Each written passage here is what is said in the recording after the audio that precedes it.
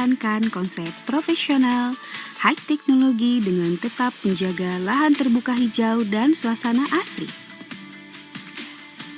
Sebagai pelopor dan inovator pendidikan jarak jauh, Universitas Terbuka memiliki 39 kantor layanan unit program belajar jarak jauh atau UPPDJI yang tersebar di seluruh Indonesia dan satu pusat pengelolaan mahasiswa luar negeri. Dengan sistem belajar yang fleksibel, bisa dilakukan di mana saja dan kapan saja, Universitas Terbuka dapat menjangkau seluruh lapisan masyarakat dari beragam usia, pendidikan, dan profesi untuk dapat mengenyam pendidikan tinggi. Untuk dapat memberikan akses pendidikan tinggi berkualitas kepada mahasiswa di seluruh Indonesia, Universitas Terbuka menyediakan layanan internet dengan kecepatan tinggi dan ruang kerja yang sangat representatif untuk seluruh stafnya. Kantor pusat Universitas Terbuka dilengkapi unit-unit yang memiliki peran penting dalam pelaksanaan pendidikan jarak jauh seluruh mahasiswanya. Di antaranya adalah Unit Pelayanan Terpadu Teknologi, Informasi dan Komunikasi atau UPPDJI sebagai unit pelaksana pengembangan dan aplikasi program pelayanan data dan informasi. Pusat Pengembangan Multimedia atau P2M2 yang selalu mengedepankan pemanfaatan teknologi untuk menunjang proses pembelajaran. Pusat Pengelolaan Bahan Ajar atau Puslaba sebagai sentral pengelolaan dan distribusi bahan ajar mahasiswa. Pusat Layanan Pustaka atau Puslata, layanan perpustakaan baik fisik maupun digital. Pusat Pengujian atau Pusjian sebagai pusat pengelolaan bahan ujian, bank soal, percetakan buku jawaban ujian atau BJU, lembar jawaban ujian atau LJU, dan digital printing. Rektorat, Pusat Kantor Rektor dan Pimpinan Tinggi Universitas Terbuka. Biro Keuangan Umum dan Kerjasama atau BKUK, Unit Pelaksana Administrasi Rencana Kerja, Program Kerja dan Keuangan Universitas Terbuka. Biro Administrasi Kemahasiswaan dan Perencanaan atau BAKP sebagai pusat layanan kemahasiswaan termasuk call center yang siap melayani kebutuhan mahasiswa. Universitas Terbuka juga menyediakan fasilitas penunjang lainnya seperti Wisma Universitas Terbuka, penginapan dengan fasilitas terbaik setara Hotel Bintang 3. Universitas Terbuka Convention Center atau UTCC, balai sidang dengan kapasitas 2.500 orang. Sport Center meliputi lapangan tenis, lapangan futsal, dan tempat fitness. Jogging track, dan juga gazebo multifungsi di tengah danau. Universitas Terbuka memiliki 4 fakultas dan 1 pusat pengelolaan dan penyelenggaraan program pasca sarjana. Fakultas Ekonomi, Fakultas Hukum, Ilmu Sosial dan Ilmu Politik, Fakultas Sains dan Teknologi, dan Fakultas Keguruan dan Ilmu Pendidikan. Hingga kini, Universitas Terbuka memiliki lebih dari 350.000 mahasiswa dari seluruh Indonesia yang tersebar di 43 program studi diploma, sarjana, magister, dan doktor. Universitas Terbuka, making higher education open to all.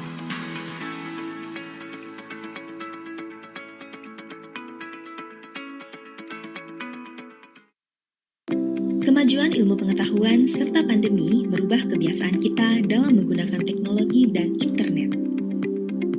Hal ini mendorong berdirinya Indonesia Cyber Education Institute yang diresmikan Direktorat Jenderal Pendidikan Tinggi pada tanggal 28 Juli tahun 2021. ICE Institute merupakan lokapasa digital untuk mata kuliah daring berkualitas di Indonesia yang tujuan utamanya adalah memfasilitasi penyediaan pendidikan berkualitas sekaligus menjamin kualitas layanan pembelajaran daring serta mendorong pemerataan kualitas pendidikan di Indonesia.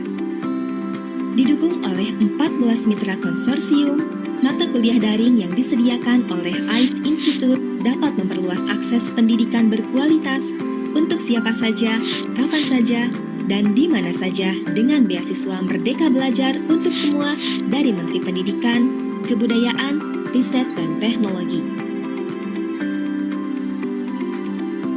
Semua mahasiswa dari berbagai perguruan tinggi bisa memilih mata kuliah dari perguruan tinggi ternama di Indonesia juga luar negeri melalui ice.ac.id. Sebagai contoh, mahasiswa yang terdaftar di Universitas Bina Nusantara dapat mengambil perkuliahan di Universitas Indonesia yang penempuhan mata kuliah serta SKS dan sertifikatnya bisa diakui oleh kampus asal. Sampai saat ini di ice.ac.id ada ratusan mata kuliah daring dan perguruan tinggi papan atas di Indonesia dan ribuan lainnya dari EDX yang berasal dari perguruan tinggi terkemuka internasional. Dengan mengadopsi teknologi blockchain, ICE Institute menghubungkan semua penempuhan mata kuliah dan menghubungkannya dengan job market, sehingga menjadi satu loka pasar pendidikan daring yang terintegrasi. ICE Institute akan selalu berusaha mendorong perubahan dalam peningkatan dan pemerataan kualitas pendidikan Indonesia guna mendukung program Merdeka Belajar untuk semua.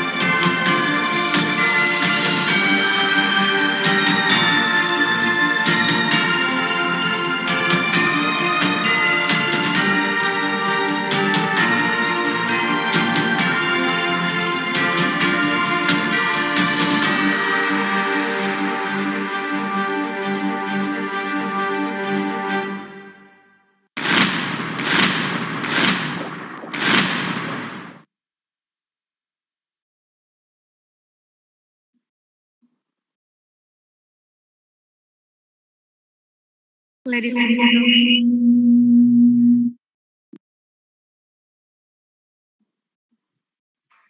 and gentlemen, may I have your attention, please? Our seminar is about to begin. Thank you very much for preparing yourself to join our seminar. Assalamualaikum warahmatullahi wabarakatuh. Salam sejahtera, Om Swastiastu, Namo Buddhaya, Salam Kebajikan. Good morning, everyone. The Honorable Professor Paulina Panen, MLS from ICE Institute, the Honorable keynote speakers, Professor Akhtar and Pak Heru, and all the participants of this seminar. Ladies and gentlemen, my name is Ami Hibatul Jamil, the moderator of today's seminar. I am very pleased to see you here and welcome all of you to the 19th Cyber Education Forum. For the next agenda, we would like to invite Professor Paulina Panen, MLS from ICE Institute to deliver the opening remarks. But before that, we would like to play a video of ICE Institute. Merdeka Belajar, Kampus Merdeka, a policy initiated by the Minister of Education, Culture, Research and Technology back in 2020, has paved the way for college students to have the opportunity to take 20 credits outside their major. It aims to encourage college students to master various subjects that matter once they enter the professional world. It will also help them to equip their passion and creativity with a strong academic basis. To facilitate the provision of Indonesia's quality of education while ensuring improvements in online learning services, ICE Institute is here to become the best online learning marketplace offering a wide variety of subjects and courses from leading universities in Indonesia, and more from international academic institutions. Together with the consortium members and a growing partner list, ICE Institute now houses more than 300 subjects and counting, including subjects and courses on the LMX Open EDX platform from leading international universities. This allows ICE Institute website to record an immense number of registered students across Indonesia in the past year. ICE Institute has ambitious goals to help fulfill the needs of lifelong learners through the provision of quality learning systems and content that can be accessed by anyone, anytime, and anywhere. ICE Institute also collaborates with domestic and foreign partners to hold cyber education forum to discuss various topics based on research and studies around hot skills in the job market and how students can prepare to enter the competition ahead of them. One of the programs that ICE continues to develop is Micro-Credential Game Developer Program with 5 streams of specialization: Game Artist, Game Programmer, Game Designer, Educational Game Developer, Game Project Manager. After graduating, students enrolled in Micro-Credential Game Developer Program will take part in Capstone Project for Game Making. The 10 best games will be selected by experts from the gaming industry during the judging process. Not only quality programs, AR or VR has also been used in various lecture processes to provide a modern and futuristic learning experience. ICE Institute will continue to carry out various research and development of the facilities, services, and features provided, thus becoming an answer to embrace the borderless and unlimited era of the Industrial Revolution 4.0, which has changed the perspective on how formal education is being held.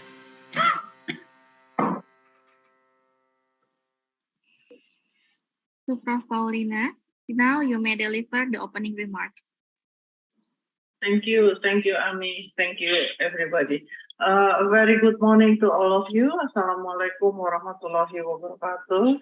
My highest appreciation to Prof. Aptar from Malaysia.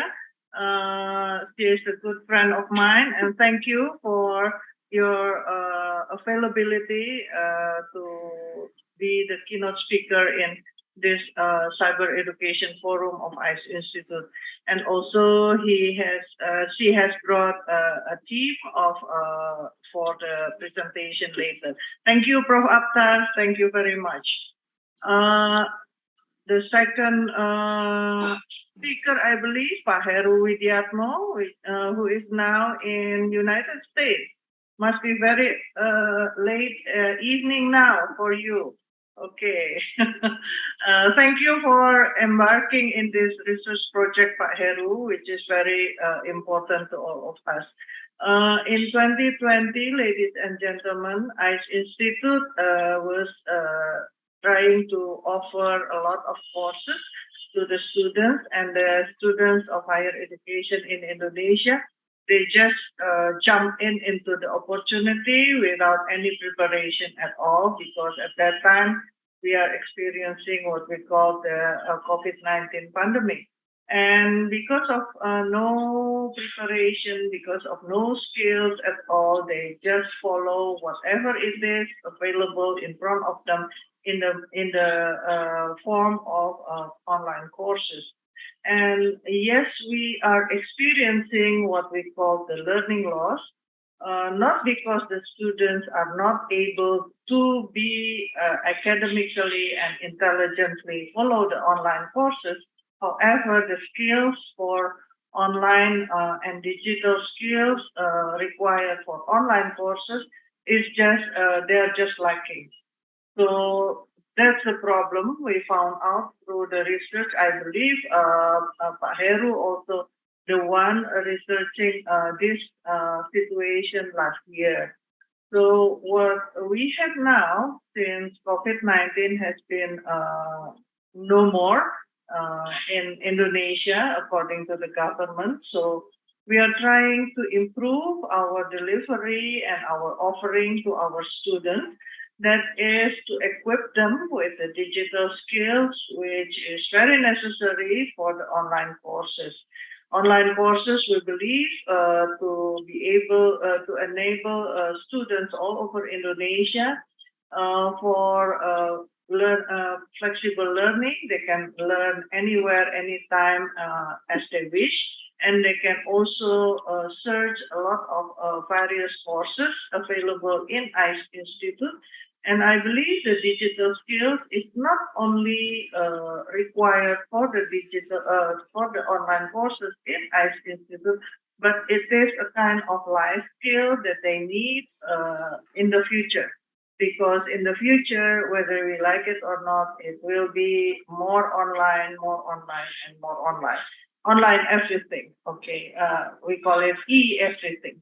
So that's why we need to prepare the students with digital skills so they will be able to take advantage of the available online courses in ICE Institute so much that they will be enriching their competencies, enriching their skills before graduating. And for public, it will be also enriching their skills to have value added when they go into the job market. So that's why I believe the effort from Pak Heru and colleagues doing the what they call software development for measuring online skill is very important. As such, when the software is already there in ICE Institute, it can assist students to be able to predict, oh, I'm okay right now to start the course, or I need to do something else in order for me to be able to start the course.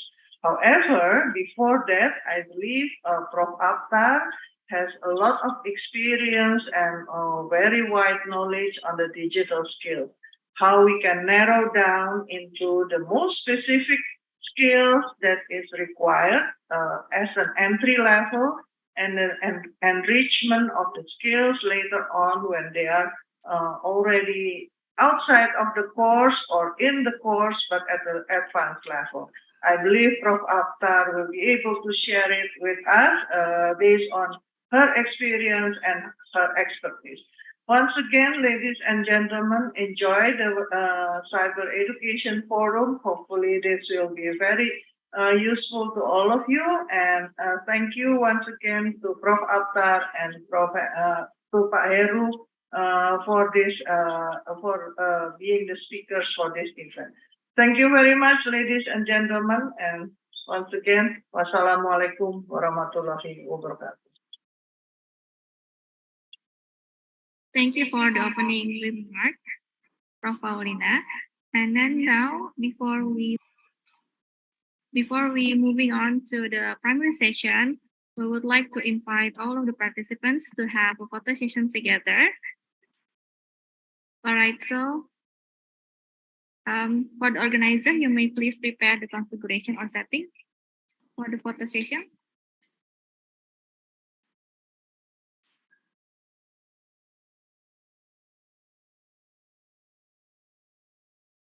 Everyone, please turn on your camera to have a photo session together.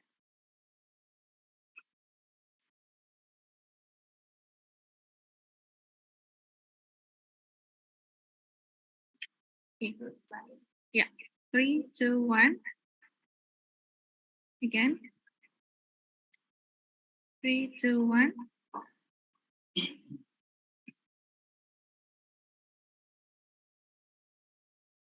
All right.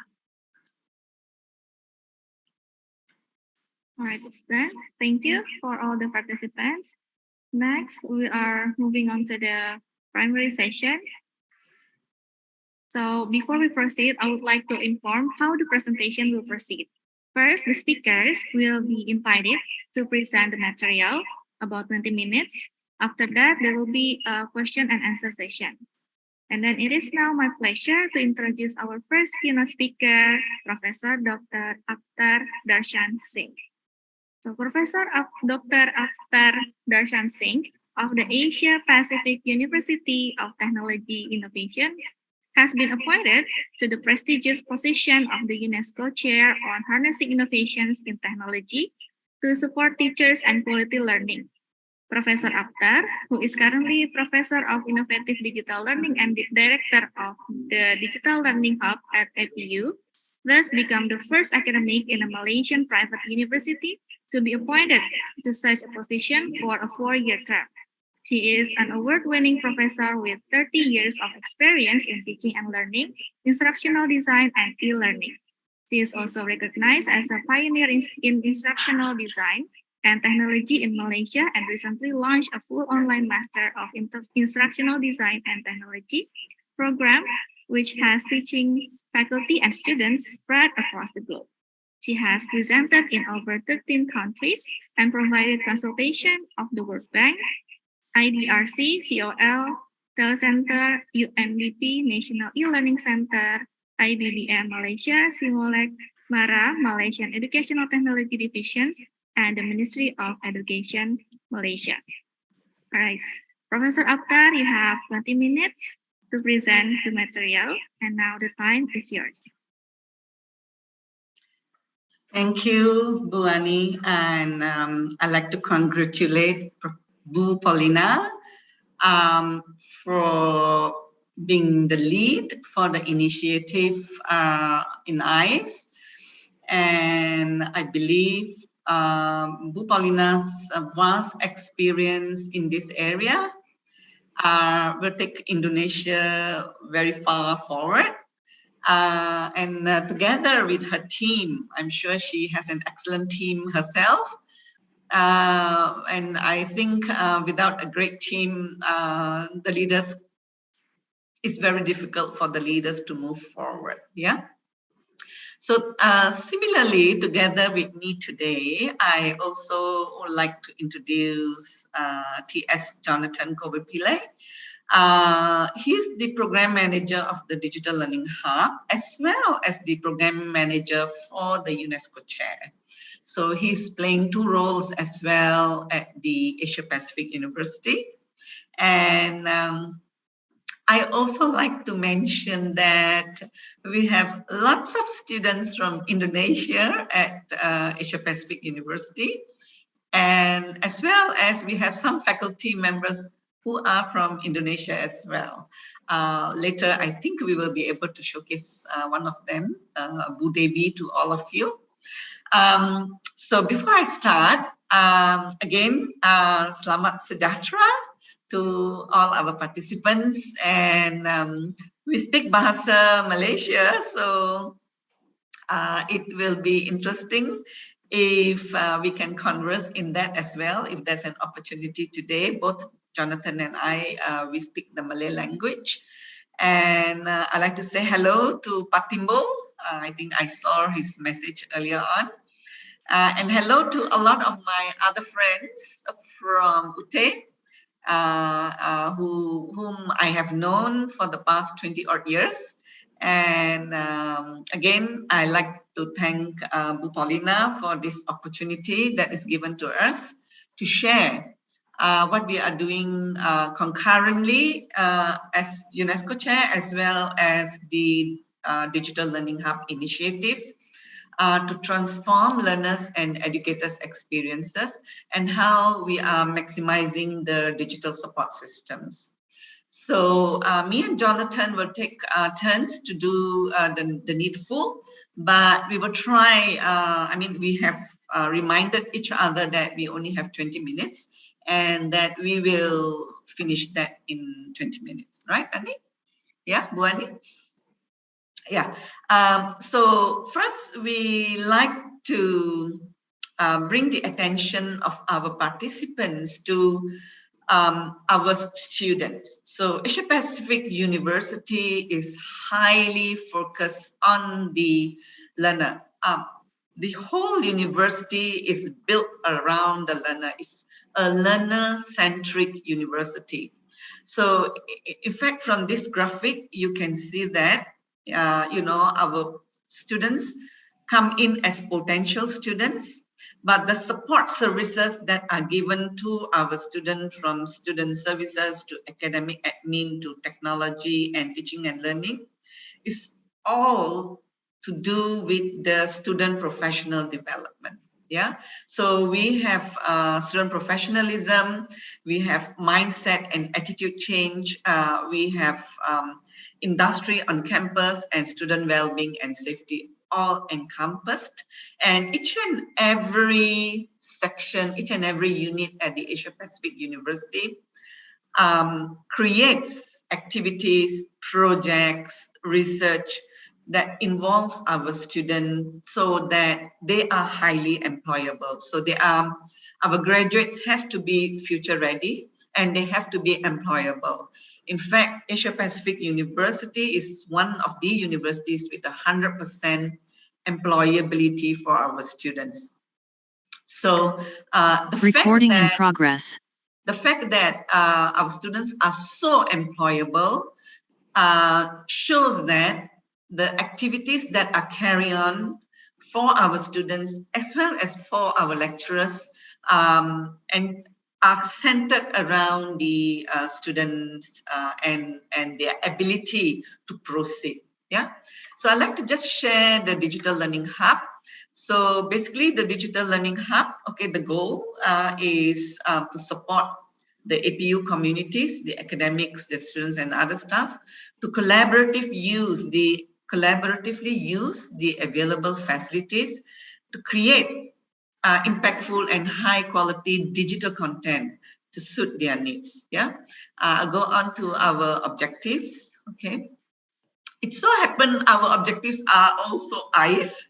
So it rhymes very nicely with the Cyber Education Institute at Indonesia. So what we are championing is innovation so that we can conduct research, creativity so that we get our students, our media experts, our digital learning architects to create high quality content, and also to enable our students and other to co-learn and co-contribute to the creation of the digital content. Yeah, we have a pedagogical framework called PRIME, which represent personalized, real-world, innovative, multi-approaches and evaluative. So again, you can see that for the first one, personalized, it is very learner-centric. We use a lot of e-resources. We provide high mentoring and adaptivity to our students' learning. Then the real world is all the immersive and collaborative and connecting to other learning communities that happens at the university. And for innovative is use of a lot of virtual realities, AI, and ready-made technological templates. And the multi-approaches are all the different techniques that we use, for example, flipped, gamification, team-based.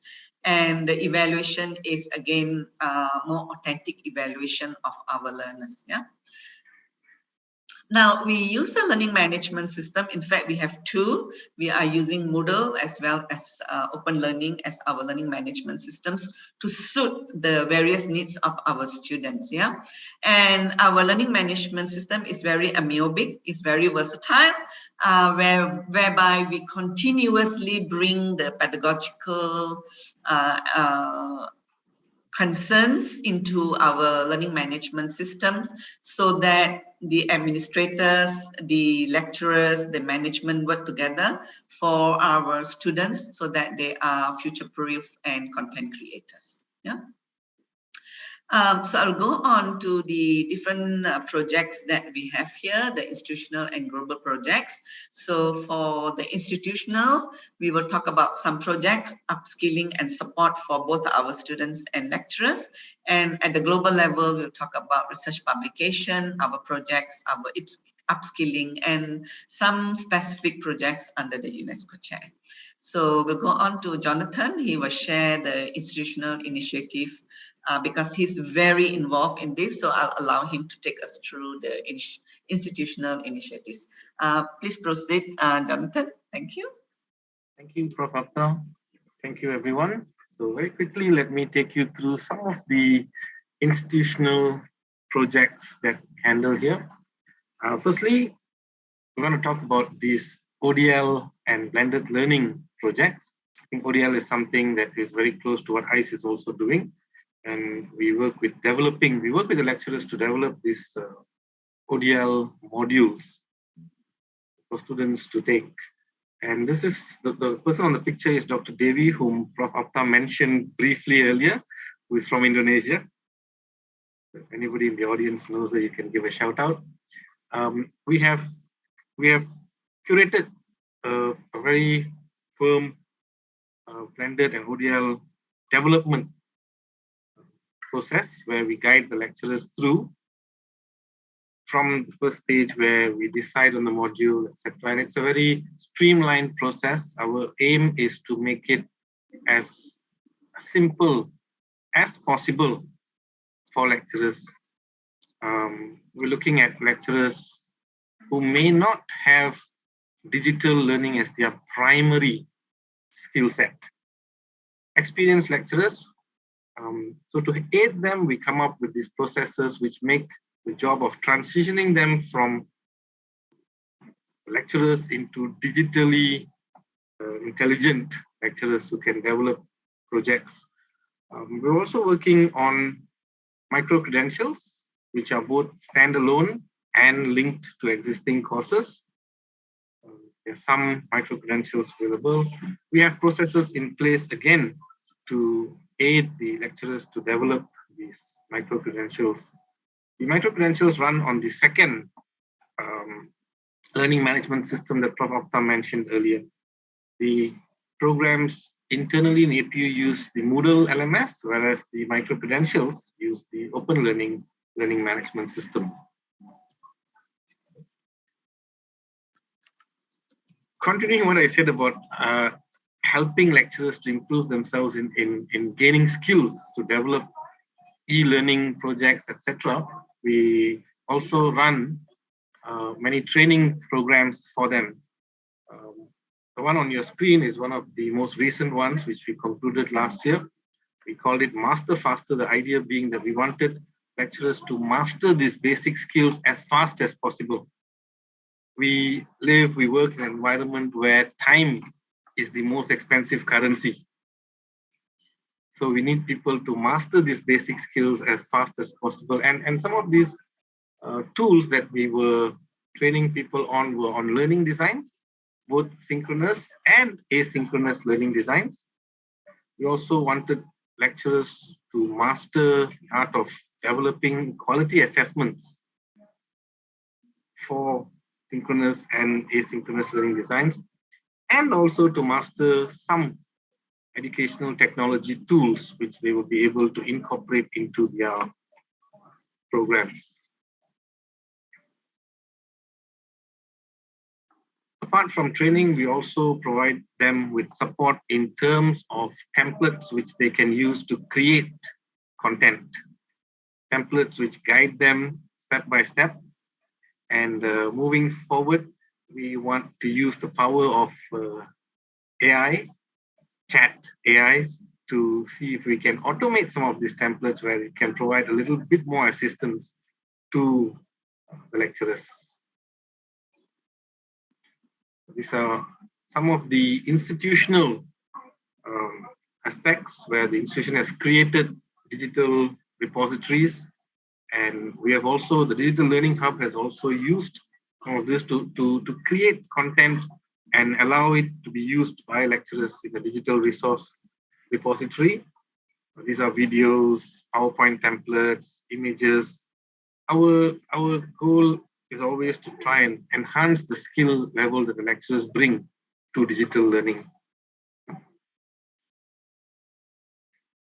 So as part of the Master Faster training program, we also ran Master Faster clinics, where we had sessions where lecturers who needed help with certain areas to upskill themselves, to improve themselves in certain areas, could walk in.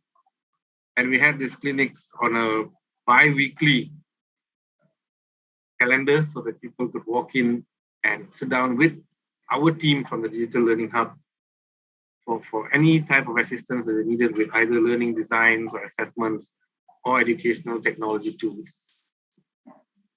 These are some of the things that we did in APU to upskill the teachers, the lecturers, so that they would be a little bit more skilled in creating digital resources or lessons for the students.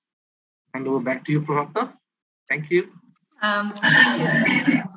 Although you may see that there is a high focus on the lecturers, so there is a reason behind that, because as soon as the lecturers are well trained in the digital skills and in the learning designs, this will automatically ensure that our learners will be trained by the lecturers. So there is an effort to get as many lecturers trained as possible so that they eventually will get down to the students. We have close to 15,000 students at Asia Pacific University from about 130 countries. So you can just imagine the variety of cultural variety that we have at the university. So it is important that the training is cascaded to the lecturers and to the students. The micro-credentials Jonathan spoke about are mainly for our students, yeah? So all those micro-credentials that are created have been created for our students to ensure that they are able to then benefit from the creative designs that are created by our lecturers through our training. Yeah, so these are all the micro-credentials that are for our students to pick up on. So moving on to, so Jonathan, thank you for that on the institutional initiatives. We'll just share some global initiatives very quickly so that we leave a lot more time for the Q&A. For research and publication, we have been working with various organizations. For example, we work with the International Council for Badges and Credentials on a write-up on a document that will be useful for students and lecturers on how to create quality micro-credentials. We also work with UNESCO Bangkok on education in emergencies. What are the challenges in terms of learning content and pedagogy? And with the UNESCO IBE, we created the teacher professional development and support, as well as we created documentation and research on hybrid education called Hybrid Education Learning and Assessment, or HELA. Yeah, you could access these materials, but if you would like to have copies of this, we can share the materials with you as well. So moving on. We also have some projects that we created globally. For example, with the Commonwealth of Learning, we created initiatives related to MOOCs, and there are 7 modules on learning experience design, and this will be out soon. We also co-created 15 videos that will be available on the COL site. I think pretty soon this year they will be coming up with. We are almost towards the end of the project. We also upskilled, we also trained and mentored TVET trainers from 3 different countries under the Commonwealth of Learning project again. This one was very important because it was training the trainers from Kenya, Zambia, and also from Kenya, Zambia, and Trinidad, yeah? Trinidad. So the impact will always be, we believe that once we train the teachers, then the impact will go on to the students on the learning impact as well as the digital upskilling. We also did another project with the University of Goya on online assessment. Okay, this was another project that we created. And yeah, last year we did a World Bank session with hybrid education for student-centered learning with World Bank. Okay, so these are some of the initiatives that have been going on. And now I'd like to focus more on the global initiatives under the UNESCO chair. And the first initiative is a project that we call Digitally Intelligent Girls, or DI Girls. So basically, we are going to be focusing on girls ages between 15 to 24 in the Asia Pacific region, so that we upskill their digital skills, okay? Different skills, mainly digital skills, also on entrepreneurship, and also job-specific skills, so that these girls who are mainly from the rural and underserved communities will be able to upskill themselves and upgrade themselves, so that, next slide please, Jonathan. So that they are educated, employed, and enabled. So the girls that we are trying to focus on are called the needs, okay, those who are not in education, in employment or training. So we have started a small pilot project with 4 countries now. That is with Pakistan, India, Thailand, and Malaysia. Because we found that the needs in Pakistan and India, the percentage is very high. It's almost touching 60% of girls are needs. So there is already an effort going on in terms of a pilot project. We are starting the project this year, and we will run the pilot towards the end of the year. These are some of the areas we feel will be important for the DI girls. For example, 21st century soft skills, leadership and entrepreneur skills, work-based learning, digital literacy, and online ethics and industry 4.0 skills. So this project has started, and we are quite glad that we are working on this project. The second initiative that we are starting is called the Sustainable Development Goals in Curriculum, or SDGIC. We had a workshop last year. Paulina, you were here, but you were unable to stay for the workshop.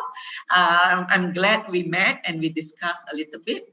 And here you can see Professor Ed Robeck, who came down from the US as our partner to run workshop for students to enhance their sustainable development goals skills vis-a-vis digital skills, so that these students will be able to have an impact in their own communities where sustainable development is concerned.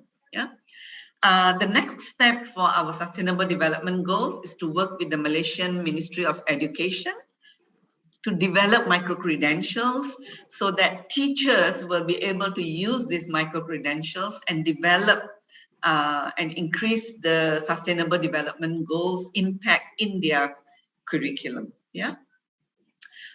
So I think thus far, these are some of the initiatives that are being carried out by the Digital Learning Hub and the APU UNESCO Chair. We work together so that we enhance students and lecturers' digital skills. So I see some hands are raised, but maybe we will leave it to our moderator on how we will move forward with the Q&A session. Thank you so much, and we appreciate the sessions coming on for the Q&A. Thank you. Thank you so much, Professor Akhtar and also Jonathan, to giving us such an enlightening and interesting presentation. Professor Akhtar, you may please wait for a while. We would like to invite the next speaker first before we accepting questions from the audience. For the participants, if you have something in mind, if you want to ask something to Professor Akhtar or later Pak Heru, you may type your question in the chat room box. Then later the organizer will pick 3 questions for every session. All right, ladies and gentlemen, now allow me to welcome the second speaker, Pak Heru Widiatmo, PhD. I would like to introduce Pak Heru.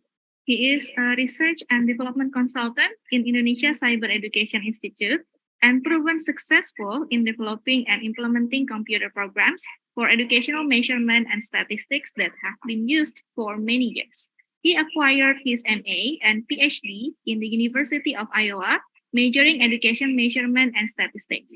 Moreover, Pak Heru has published several publications regarding measuring objectivity index in national examinations and has presented several papers in international annual meeting on measurement in education. Pak Heru, you have 20 minutes to present the material and the time is yours. Thank you very much, Bu Ami. My sound is clear, Bu Ami? Yes, Pak Heru. Okay. Yeah. Yes. Thank you very much, the moderator, Bu Ami, for introduction. Also, I would like to thank Bu Pauline who gave me this opportunity. Lastly, but not least, that for all of my friends in ICE for organizing this seminar. I'm honored to present our project proposal this year about the topic of measuring digital skill. Before I begin my presentation, I would like to, we call it a disclaimer first. because this is proposal is belong to other 6 members in our groups, including me, 7, all of us.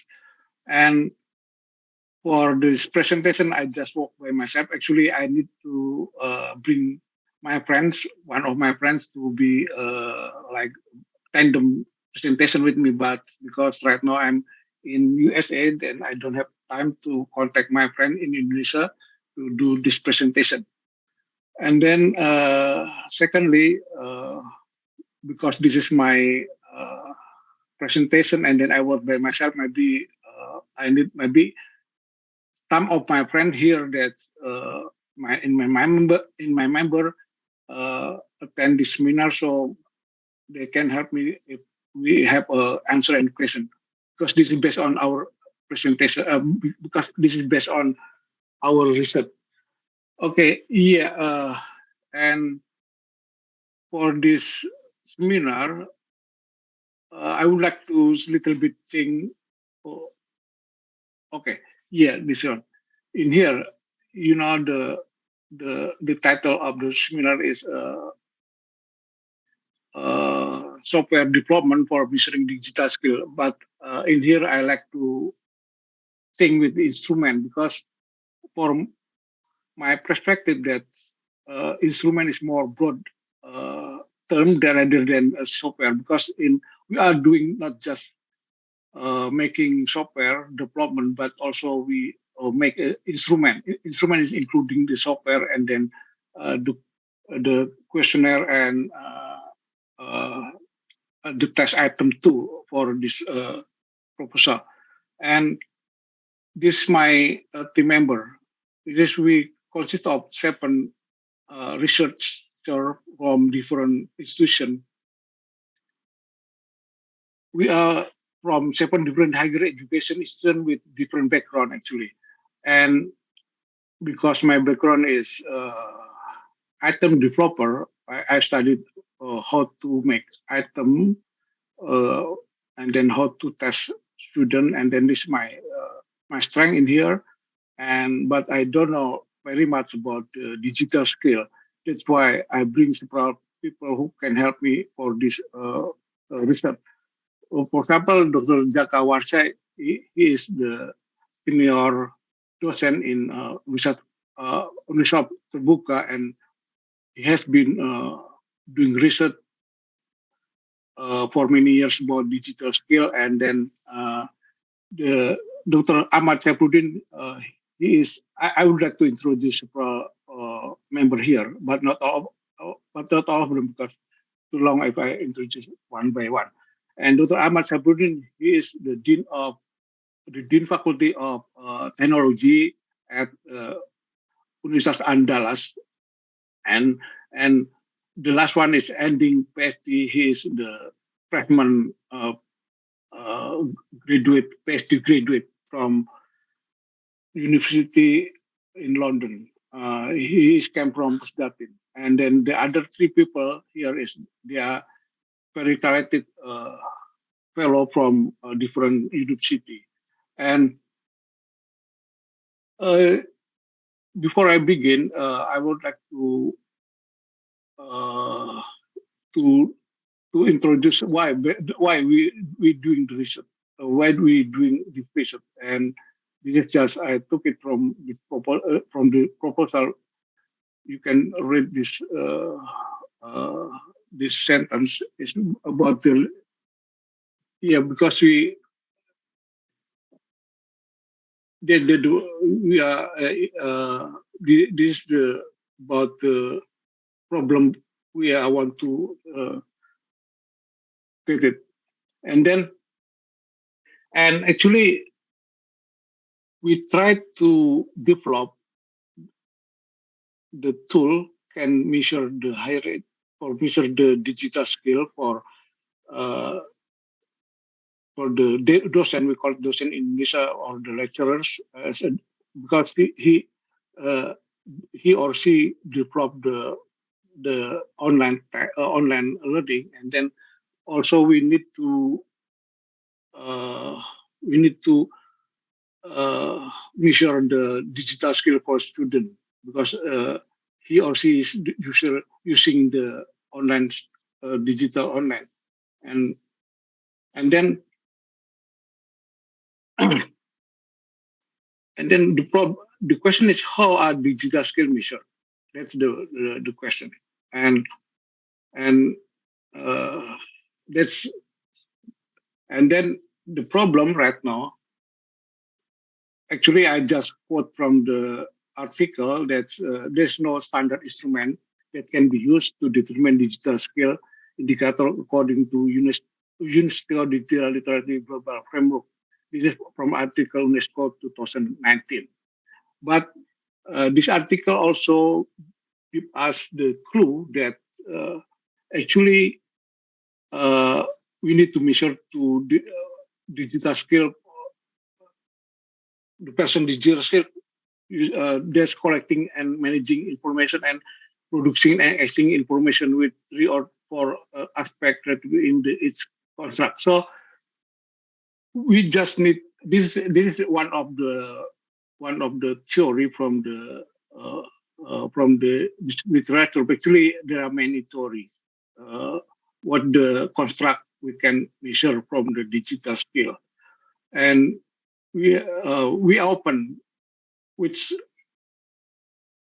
contract we can use. But right now, I want to just introduce about the 2 things here. One is the contract collecting and managing information, and the second is producing exchange information with 3 or 4 aspects, respectively, in contract. And then, actually, the article also suggests how to collect the data. One is using self-assessment, and the second is using knowledge-based assessment, and then the third is using performance assessment. And this is the 3 tools we can make it, and then we can measure for each individual student or teacher. And so one teacher or one student will be measured by 3 different tools in here: self-assessment, knowledge-based assessment, also performance assessment. And later on, I will give several examples for the each of these tool. And then for the collecting and managing information, there are 3 aspects we need to measure. One is knowing about the understanding computer use, and the second is assessing and evaluating information, and then the third one is managing information. And it's usually teacher or docent or lecturer is know about this is like Bloom taxonomy. Bloom taxonomy is just, for example, knowing and understanding computer use is this lower level, higher thinking skill. This is the lower one. And then the second, and then assessing evaluation information and managing information is higher order thinking skill. And this is like leveling about how to measure somebody abilities.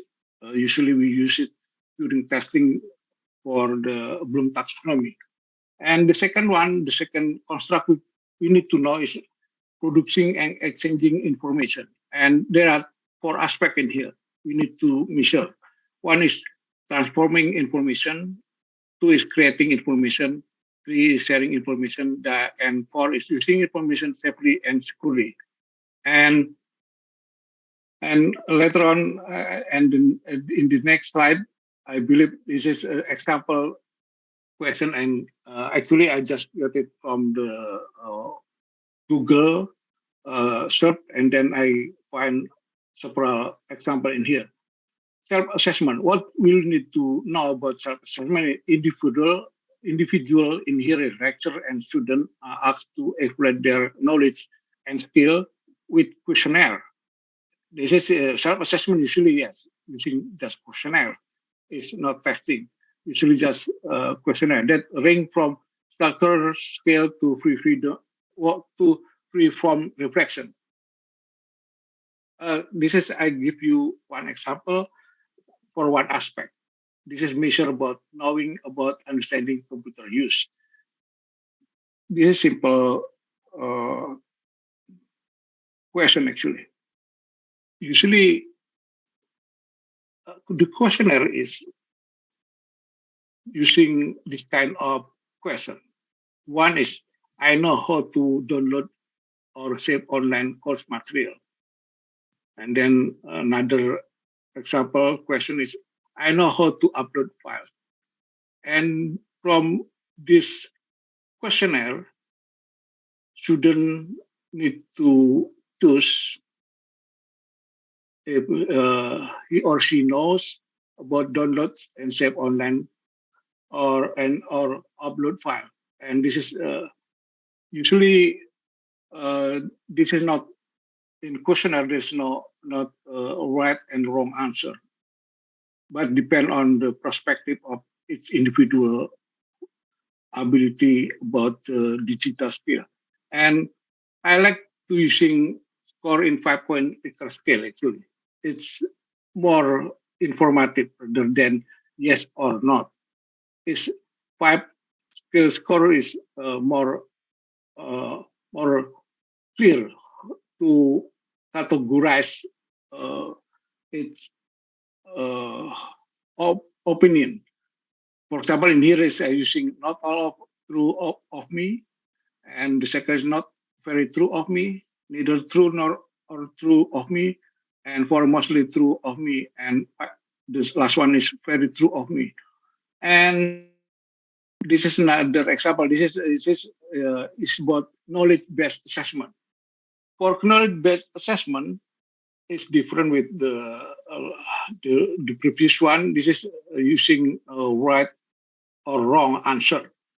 Individuals are responding to carefully designed test item that measure both declarative and procedural knowledge. And this is usually the answer is right or wrong. And this example I use for the aspect number 1.12. Aspect 1.1, knowing about and understanding computer use. This is very simple and easy example actually. This is one of example of item to measure the skill ability, digital skill. I mean, digital skill ability, digital skill student, and I think should be everybody know this answer for this question. What is of this piece of ICT equipment? Yeah, the option is the answer option. Choices is USB, mouse, keyboard, or webcam. Yeah, for sure this is the answer most. And then another example I give you here is other than this question. This is, but for this the same as for this this is for knowledge-based assessment too. This is the question for the second item. What does it mean when a website has HTTPS at the beginning of its URL as opposed to HTTP without the S? And this is the option. The answer choice is for the person information entered into the site is encrypted, and then the content of the site is safe for children. The site is only accessible to people in certain countries, and the other one is the site has been verified as trustworthy, and the last one is not sure. And I hope many people can answer this one, and I don't have any answer,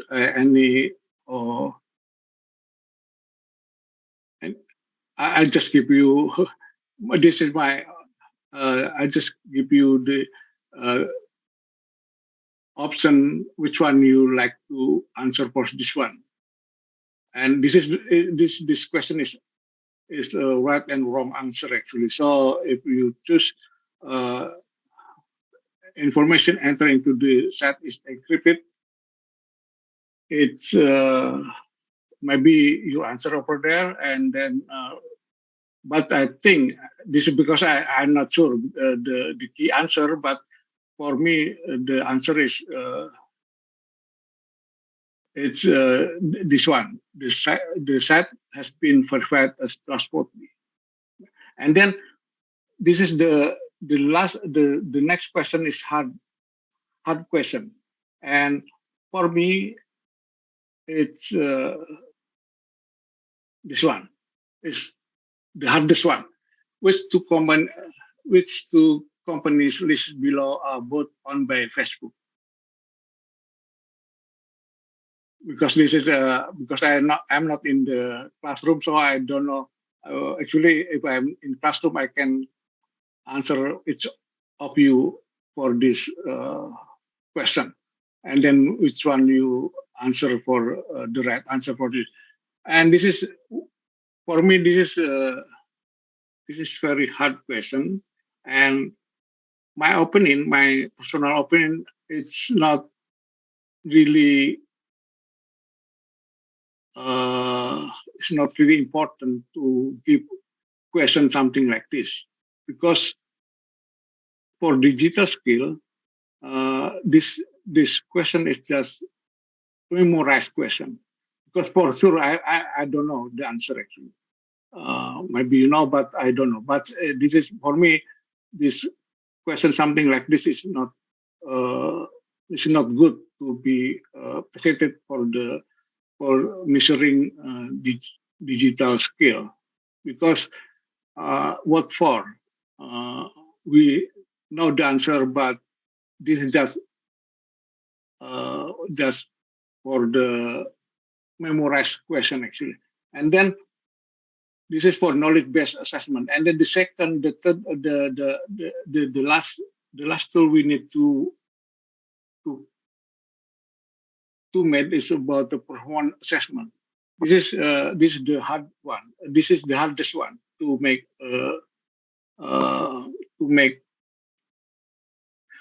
tool to develop the item to performance assessment. In here is individuals are managed by software while being engaged in solving a particular life problem by using common software tools. For example, using browser, word processor, spreadsheet, or simulation. And this aspect, 1.1 knowing about enhancing computer use is performance assessment is very hard to make actually. It's so for this one I just give it a big question mark, because I need time to think which question we can make to measure the performance assessment for digital skill. And then this is as I said again, that because this is based on our research proposal, and then we propose this proposal for 3 years. The first year it's not only developing the software. For the first year, we need to think to the first activity developing. For sure, is everything we need to develop the blueprint first, especially for doing questionnaire, making tests. For the first step is develop a test blueprint for teacher and student, as I said, because we will develop two tools for teacher and student, so we need to have two blueprint, each for the individual group. And for the product, we need to have is test blueprint. And the second one is after we develop test blueprint, for sure we need to write several set of questionnaire for this is questionnaire is for self-assessment. We need to develop several set for questionnaire, and then later on we need to also develop the several set of test item for knowledge-based assessment, and the end is we need to also several set of performance for set of test for performance assessment. And as I said, we need to develop 3 different assessments. So we need to have 3 tools for, and then the total is 6 tools actually. 3 tools for students and 3 tools for teacher. And then it's with the self-assessment, knowledge-based assessment, and performance assessment. This is the first year for the first. And after the first year, we need the second year we develop software. This is the first question for sure is the first software for the digital skill test, and we need to make try out instrument 2 for here, and then we to make a good assessment, we need to have several tryout. So in the second year, we will try to make twice tryout, and then we need to revise our items, and then we need to try out again the second time, and then the last year, the third year is the final year, and then after we develop the final the tryout time, and then hopefully we have the final version of the digital skill test we can make. And I think I just opened to, this is the last one. Okay, thank you. Yeah, this, so thank you, Bu Ami. This is at the end of my presentation. Thank you, Pak Heru, for giving us such informative and eye-opening presentation. And then now it's time for us to start the Q&A session. The organizer may please to display the question from the audience.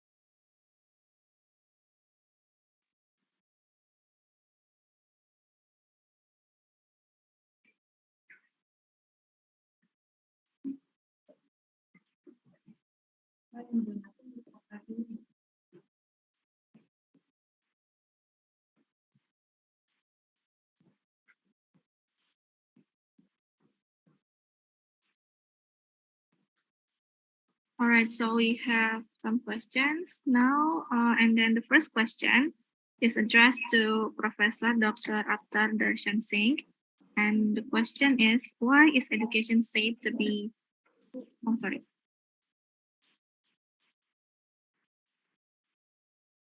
Could you share the question again, please? Yes, sorry. So this is the first question. Why is education said to be very important while undergoing education promising for careers? While undergoing education promising for careers. Well, the age is very old. I think I can. I would like to rephrase this question. Yeah. Why is education said to be very important? However, undergoing education also, which is promising to careers, getting us maybe in the state of the mature age of the question is Okay. So I think I'll address the first part, okay, and then the second one, yeah. So why is education said to be very important? I think that is a very good question, because I think a lot of us sometimes don't look at education as a holistic development of the individual. And I think the very purpose of creating educational institutions or curricular is to have a wholesome development of the individual. So some people may say that, it's okay if I just pick certain aspects and just do that. But I don't believe in that, because education is a character building process. It is also a cognitive building process. It is also a social building process. So I think we do need education, but I think how education is meted out is the more important aspect. Is it people first of all, do institutions believe in educating students, or they have another different agenda? So I think the agenda carried forward by the educational institutions is very important. And again, I come back to Asia Pacific University, because we have one founder who has been with Asia Pacific University for 40 odd years. He started the Asia Pacific University from a small college and built it up until it has become a very popular university throughout the world. Now, why did it become popular? And it boats around education. As I said earlier, that it's very focused to students. And in fact, as a private university, he's giving out a lot of scholarships. He's making education affordable. Why? I think, you can go into the digital world and you can pick up courses and all that, but the educational process is a different process altogether. Yeah. Now, going on to the second part, although you are already of advanced age, and why are you still being educated? So you can see that for those of advanced age, they are being educated, but the educational process is a different process. When I was at Open University Malaysia and at Hamdan bin Muhammad Smart University in Dubai, we still have a curricula for mature students, but the curricula was created differently for mature students. We had a lot of work-based learning processes where we depended on the supervisors where you are working to, again, work together with us, hand in hand with the lecturers, to ensure a more well-built personality of the person. The courses that we created were also different. So I think, again, coming back to the question, education is a wholesome process. And if Jonathan has something to add, I think you'll probably add on as well, if you don't mind. I would thank you, Prof, and thank you, NN, for the question. I also want to just link the question back to another question that was asked in the chat, which is also, I think, touching on the same area. The question is, why do we need to get educated at an older age? And the question in the chat talks about how can we make sure that technology is not a threat for teachers? Yeah, so when you put both of this together, I think we're also looking at the concept of lifelong learning. We're all constantly learning, and with the new technologies that come up, in order to I'm not going to use the word stay relevant. I'm just going to say that in order to take advantage of these new technologies that come up, we need to continuously learn. I think we're all very, everybody's heard about the new AI chat GPT that's being talked about everywhere. As an educator, what do I do when this new thing suddenly comes up in the world? I want to get on top of it. so that when I walk into a class and my students question, I have that knowledge to share with them. I have that knowledge to answer their questions. And I think that's the important, to me, that's the important thing about this lifelong. You keep on improving yourself, you keep on increasing your knowledge about the world that you are now sharing with your students. So no matter how old you think you're getting, there's always something new that you can always pick up. Yes, Prof. Yeah, I think I just want to also actually congratulate Dr. Widiatmo for his research project, because and I hope that we will be able to use your instrument later on for our DI Girls project, because I feel, and this was just a recent chat yesterday, one professor, who's really of advanced age, who's very, very mature, felt very threatened that a lot of things are going digital. But I think the more important thing is that professors should actually pick up those skills. Sometimes even simple skills as searching for information, they are not able to do, even our professors who are mature.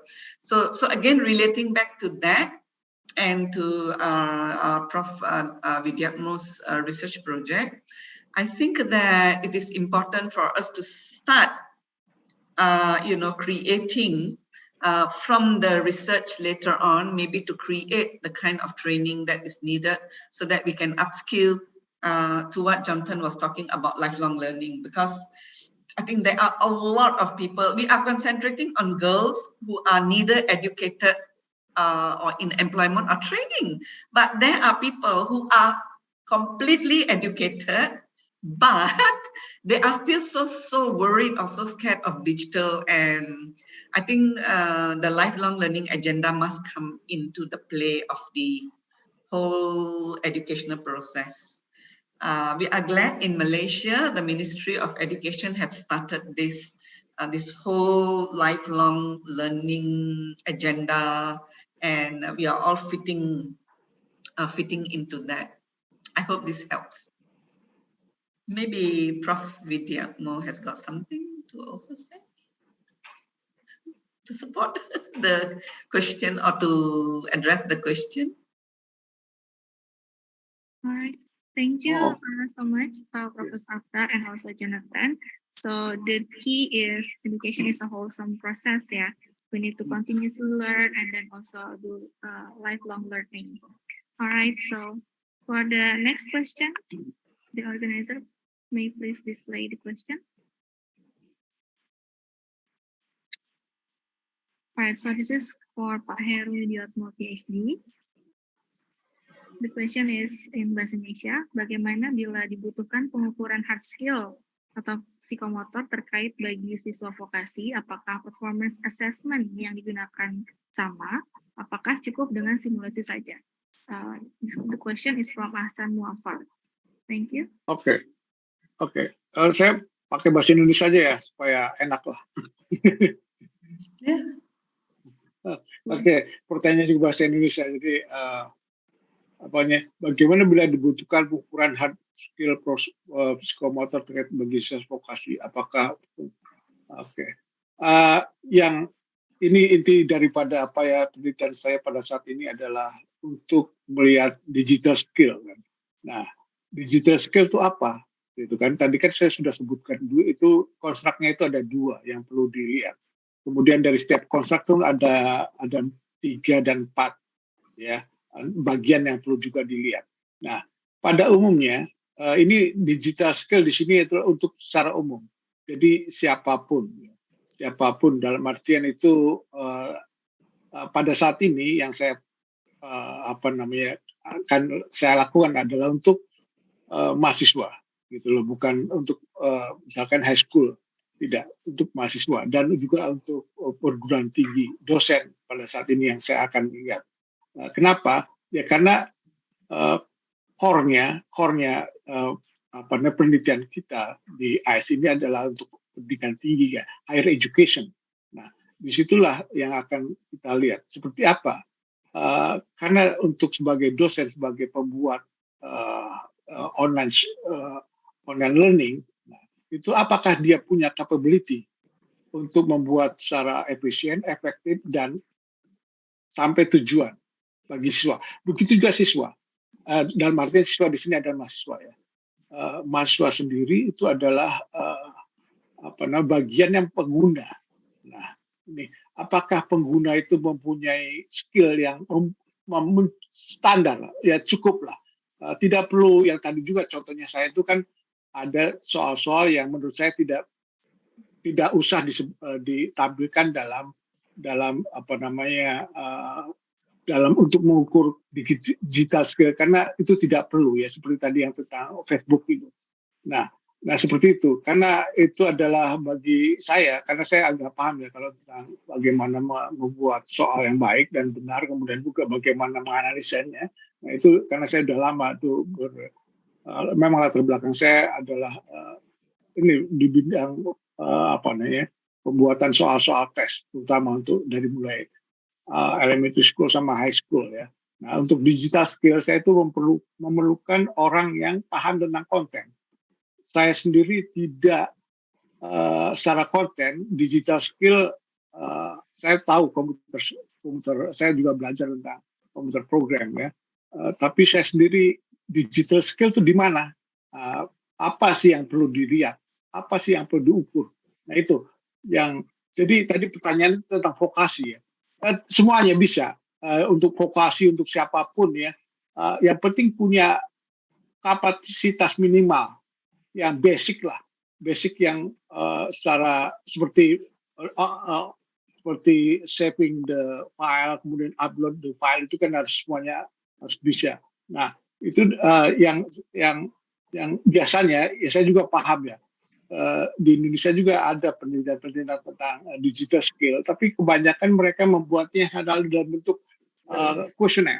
Nah, kalau kuesioner ya, secara teori itu akan tidak lebih akurat, akan bias. Kalau kita tidak mengukurnya lagi dengan yang lain, seperti yang saya tadi kan sebutkan itu harus ada tes, ya. Harus ada tes yang memang melihat kemampuan dia dengan soal-soal yang benar dan salah gitu. Nah, kalau misalkan kuesioner kan itu hanya adalah tidak ada yang hanya hanya jawabannya kan hanya perasaan gitu loh. Bisa juga tadi kan pertanyaan apakah bisa upload dan upload kemudian juga upload file dan kemudian saving file.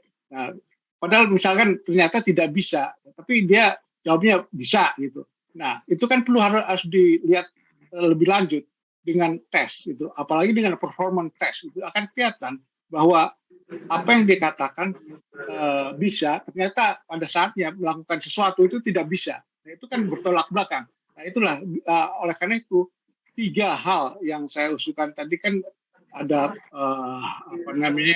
kuesioner, kemudian ada tes yang untuk basicnya, kemudian ada performance test. Nah itu 3-tiganya itu saling mendukung, gitu loh. Dan juga kita akan bisa melihat apa tentang perspektif, kemudian kejujuran dalam menjawab kuesioner itu seperti apa. Itu bisa dilihat di situ. Ya terima kasih. Mudah-mudahan menjawab ya. Yeah, thank you, Pak Heru. So, Okay. Yeah, the main focus is the 3 instruments is supporting each other, ya, Pak, ya, from the perspective, and then also we can see the honesty from the participants in filling the instrument. All right, thank you, Pak Heru. Now for the next question, the organizer, please present the question.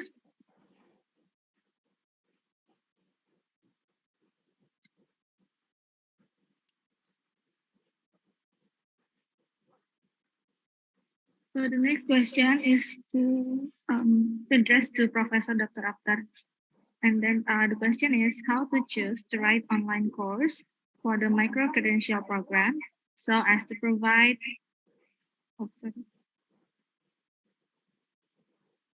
Thank you. And I think this is a very relevant and important question.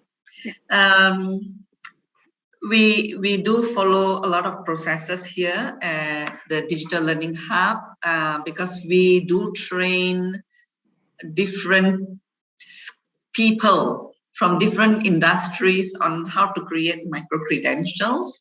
So I think I will leave it to Jonathan to showcase our processes as well as to quickly take you through how we actually address this question on how to choose the right online course. So we have the templates, so we can showcase the templates to you. Jonathan? Thank you, Prof. Bu Ami, if you don't mind, I would like to share my screen so that I can just take everyone through the answer for this. Sure. Sure. Thank you.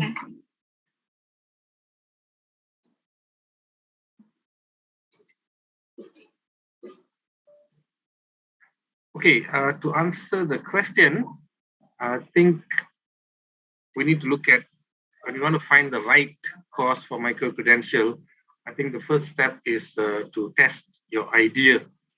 I think what we recommend to people is to check whether there is a demand for this particular area that you're looking for.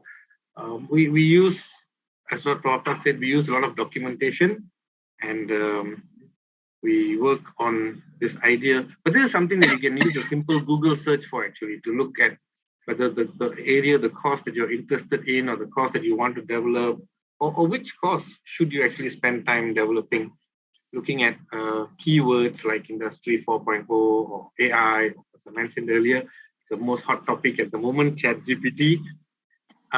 Once you've done that, then you can actually start planning. And we actually have a very step-by-step guide, taking the person who wants to create this micro-credential course. Our step-by-step guide actually takes them through who are your target learners, what are the things that you really want them to learn, etc., etc. So there's a whole process involved. It's not simply picking up something and say, okay, let's do this. You can just randomly create courses, but then you might find that you have taken time to develop this course and there's no demand for it. So you need to look at your environment, look at who are going to be your learners, what exactly do they need to know. For example, if I say I want to create a micro-credential on AI is big. So I might want to break it down to the component bits, one micro-credential just on machine learning, one micro-credential on natural language processing, one micro-credential on computer vision, and make sure that the learners who go through this micro-credential, they master those areas. So we do have these particular documents to guide us. We also have trainings that we can actually conduct if anyone is interested to know a little bit more about this, on how to create. You can contact us after the webinar. You can get in touch with Prof. Atta or myself, and we can guide you more on this. Back to you, Prof. I hope that helps. So that I think the important thing is, again, to stick to instructional technology processes, which is you need to do the needs analysis.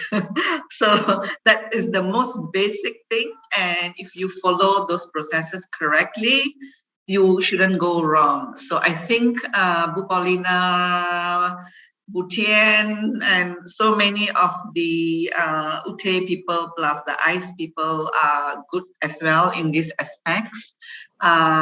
We were trained by the similar professors in the US. So I think that part is very important. But when you want to go very specific into micro-credentials, then there are other different processes that needs to be created hand in hand. So this is what Jonathan has taken us through just now. So it's a huge process, but once simplified by the Digital Learning Hub team. So there are two other ladies who are with us, Asha Mariam and Annalisa. Together with Jonathan, three of them work very closely on creating the micro-credential flow, the processes, so that you get it right. Yeah, thank you. Thank you for such comprehensive answers. Professor Akhtar and Jonathan. Next, we have another question.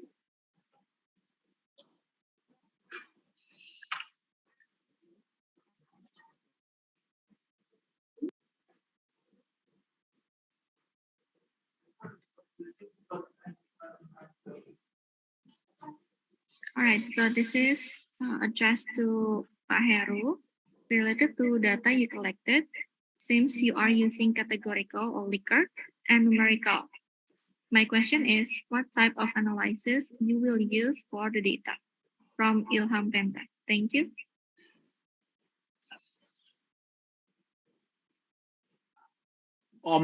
Sorry, I'm still mute my mic. Okay, so this is I know Ilham Pentani from Simolek.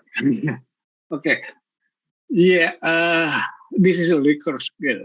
Likert scale I use it for the questionnaire. That's and then for numerical I using it for the testing, like the second one, and then the third one for performance test or performance assessment. And your question is why are you using categorical? Yeah, that's categorical for the Likert scale, because 1, 2, 3, and 5. That's that's categorical scale. And then actually right now for the analysis, we are still thinking about it because we need to see for the what the data we have, and then right now our focus is how to develop the items. That's the big one, because this is the thing we write. After that, maybe it's not so hard.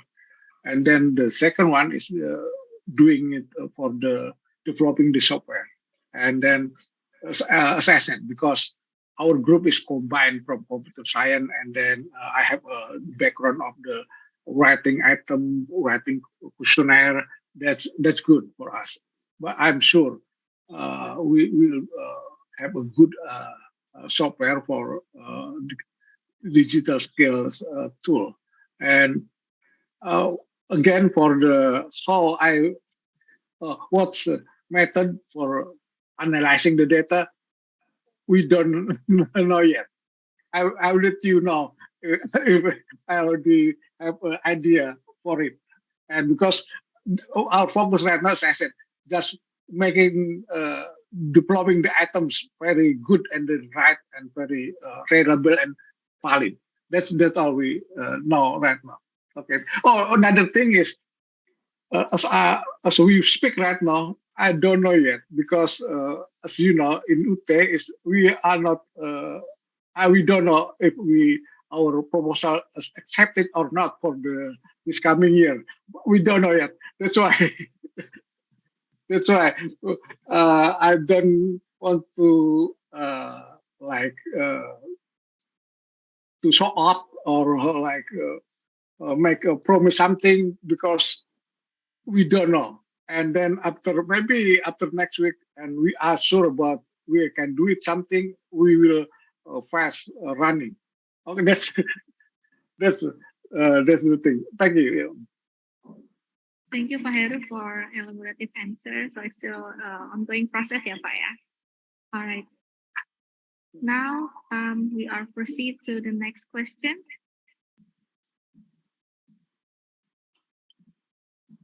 This is addressed to Professor Dr. Akhtar. Due to advancement of technology, self-learning and independent learning become popular and might be daily needs for human beings. So where do I, as a teacher, stand? What is the role of the teachers, and how can teachers improve to be familiar with this advancement? How can we make sure that technology is not a threat for teachers? From Maya Puspitasari. Thank you. Okay, thank you, Maya. Again, I think a very important question to be addressed, because this question is constantly been asked as well. So let's go back to our students. Yeah. As we know, as of now, a lot of our students has actually become independent and and they learn things on themselves, yeah, by themselves. How do we know that? I think we have been having a lot of focus group discussion. In fact, we had one yesterday. If only we could show some of the responses from our students from our focus group discussion. So a lot of students are telling us that there's a lot already in the internet that they can learn from. Yeah. So what does that tell us as a teacher? So as a teacher, maybe it tells us that, oh, okay, that content knowledge is available in many spaces throughout the world. So do we want to recreate the same content? So that's one thing you have to keep at the back of your mind. Now, the other thing is teachers being teachers at any level, we are constantly very busy. Either we are busy teaching or busy doing administrative work or busy preparing our learning materials. So, and I think the most important one is busy preparing our learning materials. So do you want to recreate materials that has already been created? So you don't want to do that. So what do? Here at APU, we focus on instructional or learning design. That is a very important focal point for us here, because we found out that when the lecturers are using principles of instructional and learning design, they are able to create an impactful learning. So I think our focus should be impactful learning. Yeah. Now, so what happens to our time? So we are coming to that. So what we have been advising our lecturers here, we will share with you. What we have been advising them is if you can create some self-paced learning materials, mainly blended learning, then you have some free time to focus on your self-development, to focus on your research, to focus on your publication. Because for research and publication, it needs a lot of time. So as a teacher, you can do action research, yeah, so that you can constantly improve the learning process for your students. And don't forget, our students are becoming more and more demanding for personalized and self-paced learning. And again, this was mentioned by our students yesterday to us. They are telling us that, hey, we don't mind. We asked them, do you mind if we prepare blended learning materials? No, we don't mind. We want it. So I think there is a need, and I think the need will not displace the teacher, because even if you create self-paced learning materials, your role is still important in terms of the discussion forums, in terms of,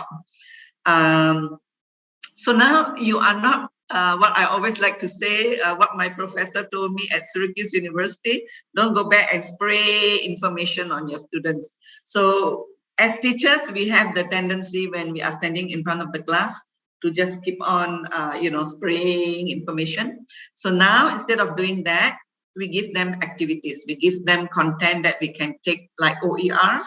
We take content that is useful. We create activities around the content for our students to go into deeper learning, so that even at the Bloom's taxonomy level, we can bring the students to higher levels of thinking. Because actually the role of the teacher is to ensure that throughout the student's life, their thinking is improved and increased consistently. So that I think if we prepare more self-paced and independent learning activities for our students, we will be helping the students to navigate through their lives in a more confident manner. Because currently, as all of us know, a lot of students that come out from universities, there is a very high percentage of students that come out from universities who are not employed. employability is a big issue in Malaysia. The number one reason for that is when students go for interview, they cannot communicate and they cannot think. So rather than giving them more content, we can do self-paced learning by building more activities for students, making them think more, making them search more, making them communicate more, so that they become the kind of adults we foresee them to be. That's my piece. Jonathan, you'd like to add something? You're not muted yet. Okay. Yeah. Sorry. I think it's a very good question. I think I addressed it a little bit earlier in the other question as well. This reminds me of when I was still growing up and the ATM machines started coming out and the bank tellers got very worried. Yeah. And it's a natural question, as people, I think we do. And there are lecturers here in APU who have actually asked me, so if the system is doing everything, then what happens to me? Yeah. And I think Prabhata has answered very well. I think the teacher is never going to go out of need, because the teacher is still needed, even with the new technologies like AI, etc. The human behind the technology, especially when it comes to the proper learning design, when it comes to the proper responses and feedbacks, the teacher is always going to play a very, very key role. The teacher will be able to use these tools to simplify their job, to free them up to do other things, to research more, etc. But the teacher will be able to exploit these tools so that they can become better teachers. They're not going to go out because of these technologies. And I think just to add another one is, I think constantly we write learning outcomes and stuff like that, but actually we are not measuring any of this in our daily teaching learning process. So I think knowing the digital tools, knowing the ability to have students formatively assessed throughout their learning process allows us as teachers to capitalize on this information and help the students more. I think the focus still goes back to our role in assisting the learners. And I like to share this World Bank report, which says that in developing or underdeveloped countries, close to 75% of 10-year-olds cannot read a paragraph and understand it. I think this is dangerous for teachers throughout the world in less developed countries, meaning that the impact of the teaching learning process is not felt by the students. So I think we can do more. We can use the technology to help us to do more, to help the students.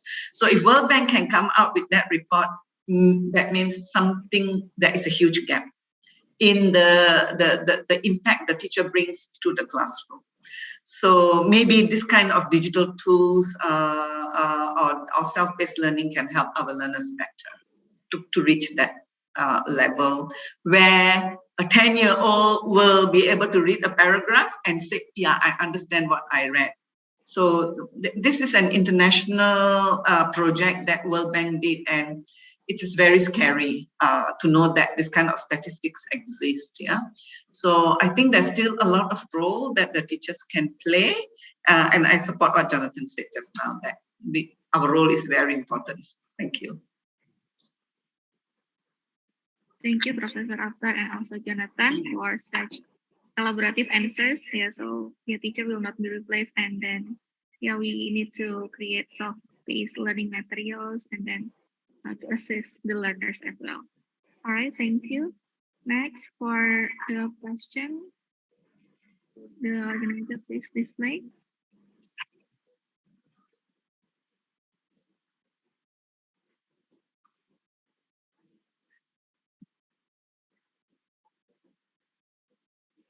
All right, so for the next question is from Faiz Ahmad, and then addressed to Pak Heru. Digital skills cannot be separated from digital culture, digital ethics, and digital safety. How is the implementation and the preparation of that research instrument?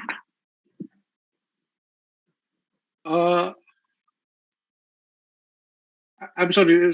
Please, so it again the question. Yeah. Okay, digital culture, digital ethics, digital safety. Okay, yeah. Okay, yeah. Okay, okay, good. Yes, yeah. Oh, okay. Yeah, just up. It's okay. Uh, yeah. This is digital skill can be separate from digital culture, digital ethic, and digital safety. Yes, it's true. Uh, that's why actually, how is the implementation in the preparation of that research instrument? And as I said, maybe I can begin again to reiterate what I mentioned in my presentation. Uh, we need to know what skill or what digital skill uh, for student, the basics digital skill for student and basics digital skill for the docent or lecturers, teacher, university teacher, and we need to know the content first, and then as I said before that there are two contract, and then within contract there are 3 and 4 another element, and then from there, yeah, from that the I think for the second one, like digital safety, digital culture is already there, and the important thing is how we develop question, item, or questionnaire that measure that's uh, the what we need, like safety, and then culture is what digital culture for me. It's okay. This is the thing. What we need to know. It's what because in our group the thing is online learning. We need to prepare.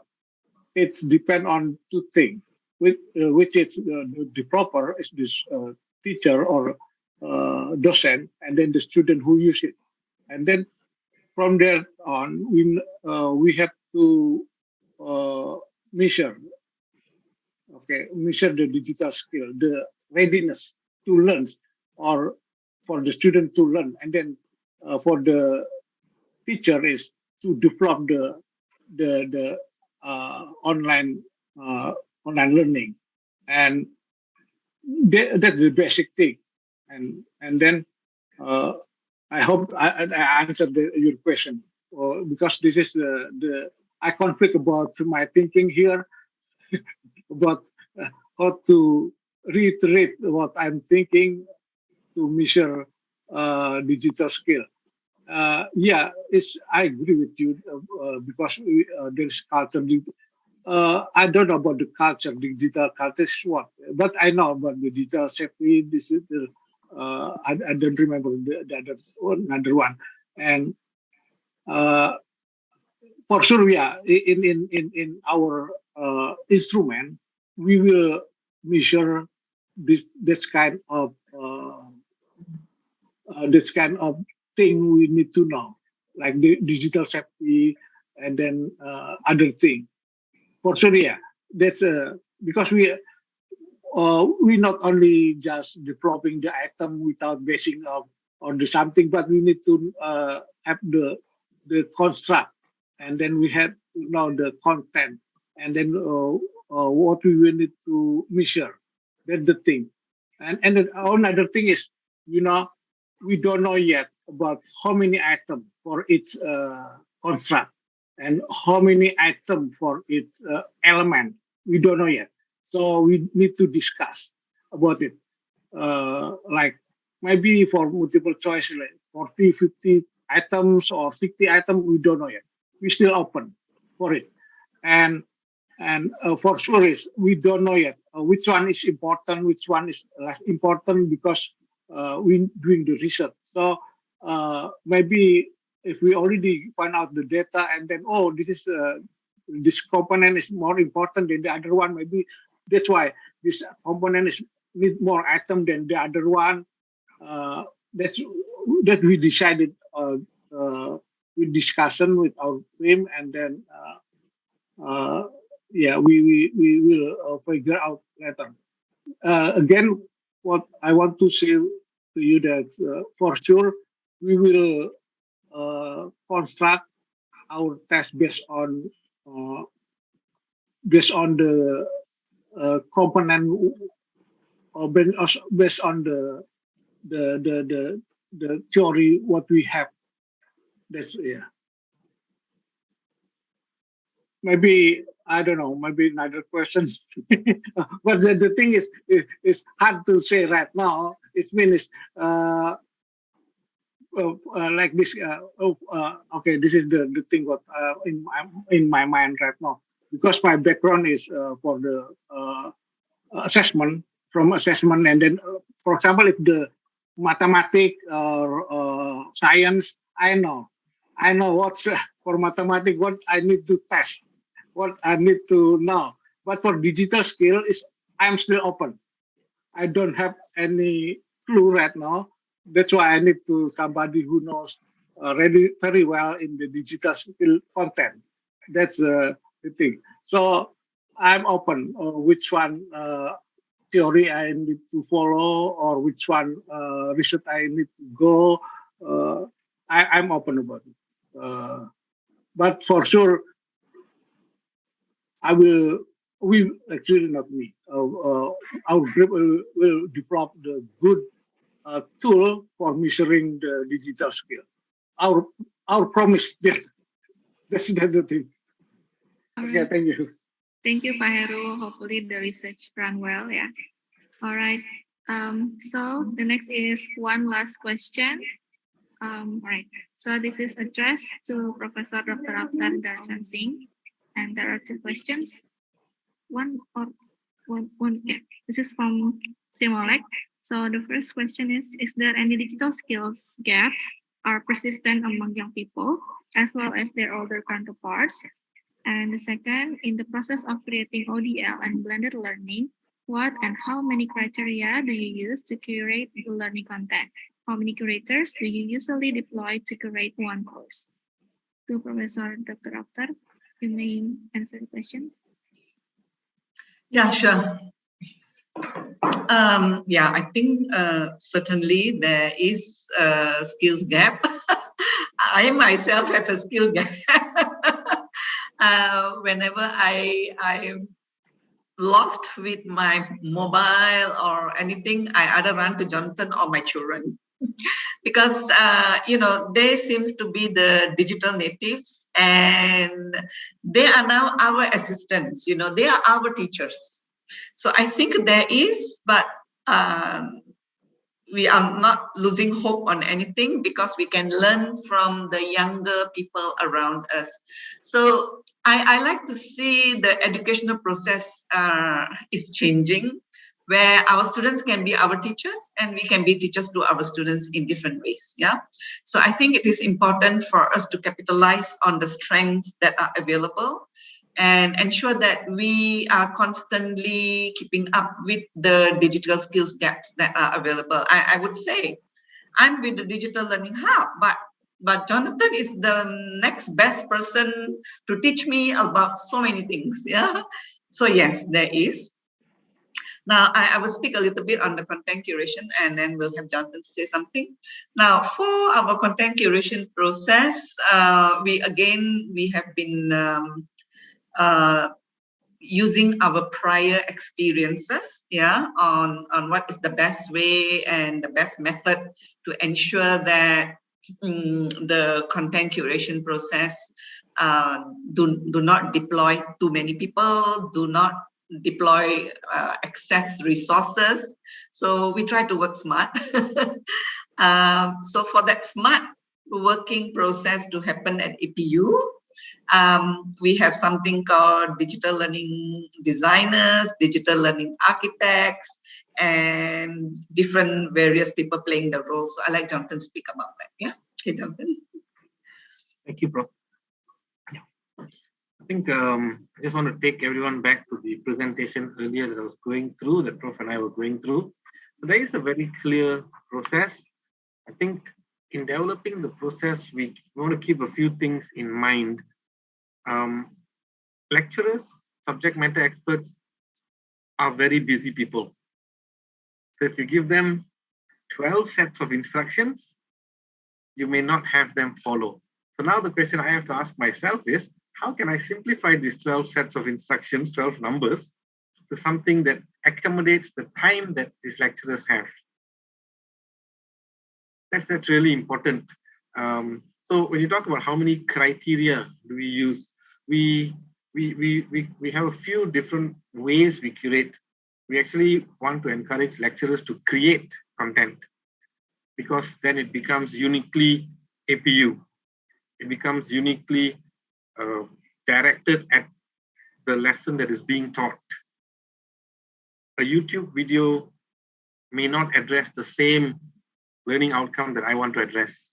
So if I can find a way for my lecturers to quickly make a short video that addresses the learning outcome directly, then we encourage them to do that. So we want them to create content, videos. APU has also subscribed to some tools which we can use to create e-learning content as well.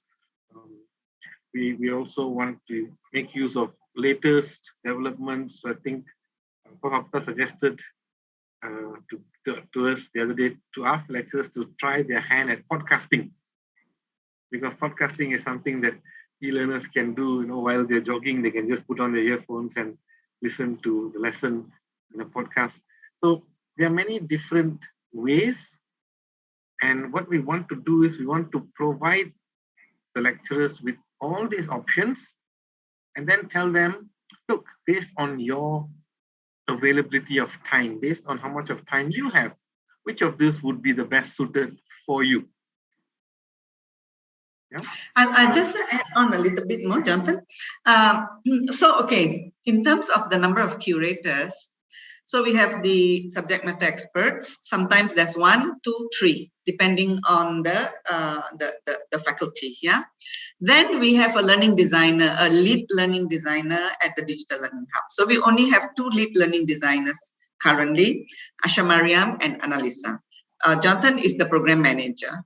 And then we have 1 video specialist and 1 graphic designer. That's all. Our team is only a team of 7 people. That's it. Now, we depend on we created something called digital learning architects at the different faculty. Every faculty has 1 or 2 digital learning architects who are an extension of us. Our arm is extended to the digital learning architects. So when it comes to curation, as Jonathan mentioned, we allow lecturers to curate some of the content on their own. We have a lot of templates. Some of the digital content that they cannot curate, they will write the script, send it to us, and our video specialists and media specialists will create those. So the curation, a lot of the curation is done by the lecturers, and the digital learning architect's role is to help them to ensure that it is instructionally sound, the content. They come to us, and then we, as Jonathan said, there was a huge process, but the curation team is a small team. A lot of the work is done by the lecturers because they are the subject matter experts.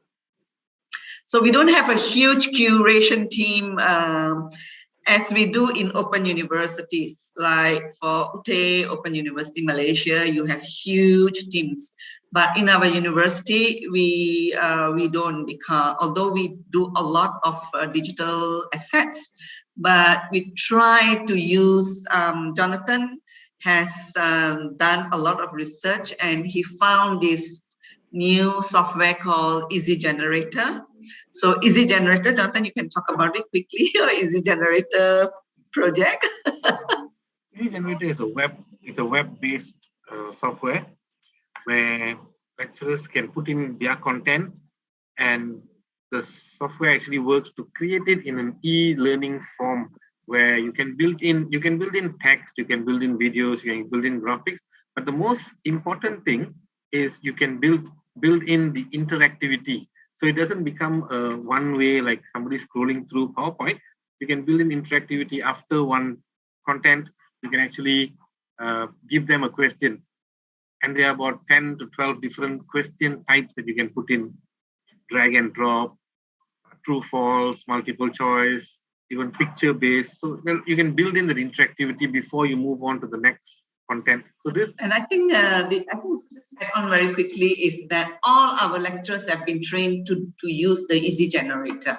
So you see that is very important. We skill the lecturers up in digital skills so that they take the onus. They are in charge of their own digital content. So that relieves the university of spending too much resources on people helping the lecturers, because you see, Jonathan mentioned just now all these AI tools. There are so many of these AI tools now which help lecturers to make their life easier. So we are capitalizing on the AI tools to help our lecturers to do that. I think the important thing I wanted to emphasize is our lecturers are constantly trained. And Jonathan took on this huge process of making sure that all the 300 lecturers at APU were trained in the Easy Generator. So we trained them, yeah. All right, thank you so much for comprehensive answers, Professor Akhtar and Jonathan. And then, unfortunately, that was the last question. And then that also the end of our Q&A sessions. We would like to thank the speakers for the informative and fascinating presentations and all the participants for the participation. Ladies and gentlemen, for your information, requisite of getting certificate, please filling out the feedback form with the link that the organizer will give us right now. All right, and then before we end this event, we would like to invite Professor Paulina Panen as the ICE representative to award the certificate to the speakers. All right, so for the speakers, you may keep the camera on.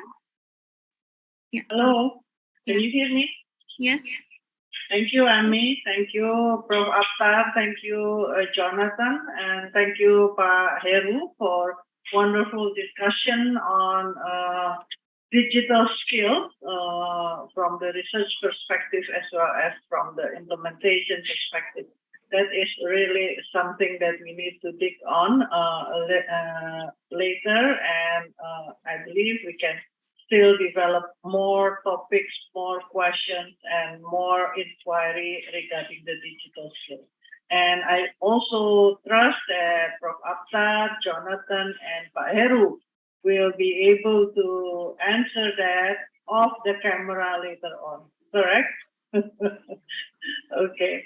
Thank you very much once again for the availability of Prof. Akhtar to share the ideas about your work and also development of APU and also the UNESCO chair, and Jonathan for the technical details that you are very keen on sharing with us, and Prof. Heru to share about the research. Hopefully the research will come through and we will be able to collaborate with APU more on this digital skills area. Once again, my highest appreciation from ICE Institute to Prof. Akhtar, to Jonathan, and Prof. Heru. Please share the, yes. So at this moment, Prof. Akhtar, we would like to confer to you the certificate of Cyber Education Forum as speaker. Thank you very much. Hopefully, we will be able to do this again later in this year and in the future. Once again, thank you very much. Thank you. Appreciation. For Jonathan also, this is our first collaboration, I believe, through Prof. Akhtar. Hopefully, you can also join us again next time in various activities of ICE Institute. That will be lovely. Thank you so and much. Also to Pak Heru. Thank you very much, Pak Heru. I believe you are enjoying the snow in United States, but please don't forget to come back. Jakarta is That hotter was a than good the one. snow. Okay, then. Thank you, Pak Heru. Thank you, Bu Paulina. Thank you, Ami, for being the moderator. Thank you, Ami. Yes, Thank you, for thank being you. such a great. Thank you for doing all it. the participants. We'll see you in the 20th Cyber Education Forum from ICE Institute. Thank you. Thank you. Bye-bye. Bye-bye. Pauli, Prof. Aftar, Jonathan, and Pak Heru. Finally, Yeah, give a thank round of you. applause for the speakers, organizers, and for all of us. Thank you. Thank you, Bu Ani. Yeah, thank you too. You're welcome. I'm Army Bye. as the moderator. Apologize if there is any mistakes. It's a pleasure to preside this forum. I will return this to the host. Thank you. Bye, Aftar. Bye.